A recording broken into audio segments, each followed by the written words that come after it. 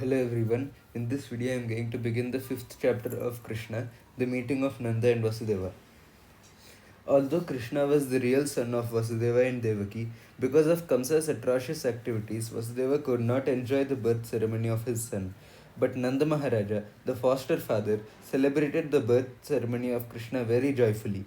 The next day, it was declared that a male child had been born to Yashoda.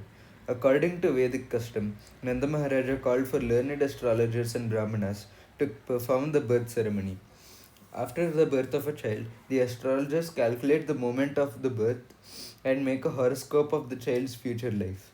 Before the birth ceremony, the family members take baths, cleanse themselves, and decorate themselves with ornaments and nice garments. Then they come before the child and the astrologer to hear of the future life of the child. Nanda Maharaja and the other members of the family dressed and sat down in front of the birthplace. All the Brahmanas who were assembled there on this occasion chanted auspicious mantras according to the rituals, while the astrologers performed the birth ceremony. All the demigods are also worshipped on this occasion, as well as the forefathers of the family. Nanda Maharaja distributed the Brahmanas 200,000 cows, which were well decorated with cloth and ornaments. He gave the Brahmanas not only cows in charity, but also hills of grain decorated with ornaments and golden bordered cloth. In the material world, we possess riches and wealth in many ways, but sometimes not in very honest and pious ways, because that is the nature of accumulating wealth. According to Vedic injunction, therefore, one should purify such wealth by giving cows and gold in charity to the Brahmanas. A newborn child is also purified by gifts of grain in charity to the Brahmanas. In this material world, it is understood that we are always living in a contaminated state. We therefore have to purify the duration of our lives, our possession of wealth, and ourselves.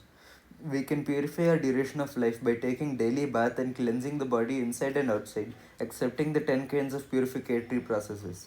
By austerities, by worship of the Lord, and by distribution of charity, we can purify the possession of wealth.